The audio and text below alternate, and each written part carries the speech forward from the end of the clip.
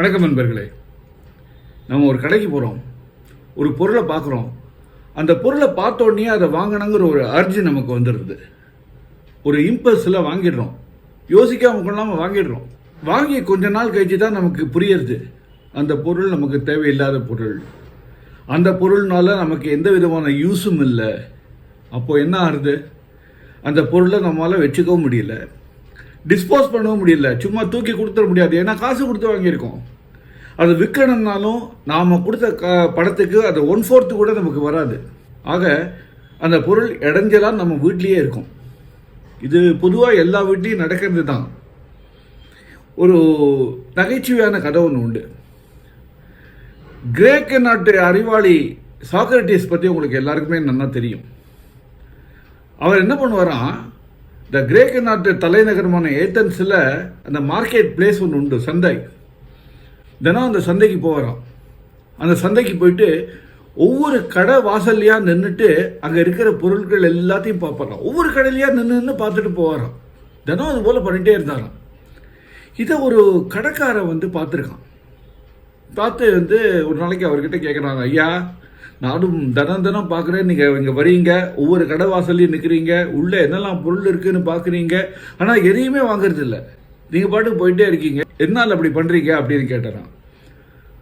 அதுக்கு அந்த சாக்ரட்டிஸ் சொன்னாராம், இந்த கடைகளெல்லாம் இருக்கிற முக்காவாசி பொருள்கள் எங்கள் வீட்டில் இல்லை, ஆனால் இந்த பொருட்கள்லாம் இல்லாமே நான் நல்லா தானே இருக்கேன்.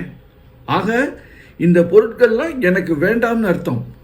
ஆக இந்த பொருட்கள்லாம் இல்லாமல் நான் நன்னா இருக்கேன்னு தினம் இந்த பொருட்களை பார்த்து நான் சந்தோஷப்படுறேனே, அந்த சந்தோஷத்துக்காக தான் இங்கே வந்தேன் அப்படின்னாராம். பார்த்தீங்களா, வாழ்க்கையில் பல பொருட்கள் நமக்கு தேவையில்லாத பொருட்கள், ஆனால் ஆசைப்படுறோம், ஆசைப்பட்டு வாங்கிடுறோம், வாங்கிட்டு அதுக்கப்புறம் என்ன பண்ணுறது தெரியாமல் முழிக்கிறோம்.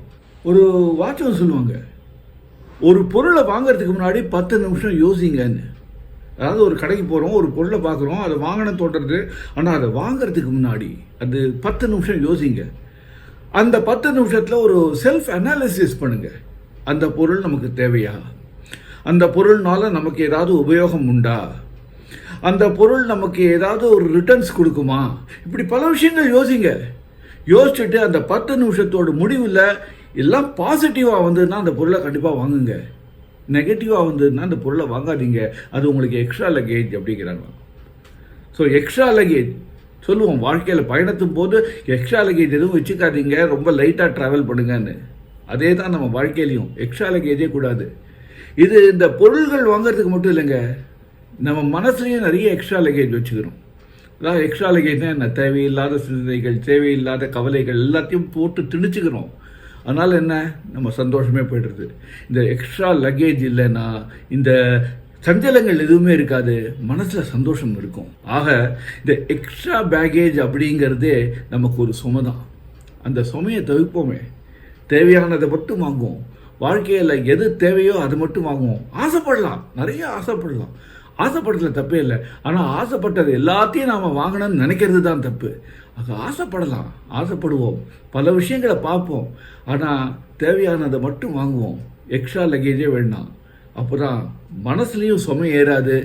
தேவையில்லாத பொருட்கள் வீட்டில் இருந்தால் என்ன ஆகும், அடசலாக இருக்கும். அந்த வீடு அடசலாக இருந்தாலே மனசில் ஒரு இறுக்கம் வந்துடும். அந்த இறுக்கத்தை தவிர்க்கணும்னா தேவையான பொருட்கள் மட்டும்தான் வீட்டில் இருக்கணும். அப்போ தான் மனசில் சந்தோஷம் இருக்கும். மறுபடியும் இன்னொரு இன்ட்ரெஸ்டிங்கான விஷயத்தோடு உங்களை சந்திக்கிறேன். அது வரைக்கும் உங்ககிட்ட விடைபெறுவது உங்கள் SL நானும். வணக்கம்.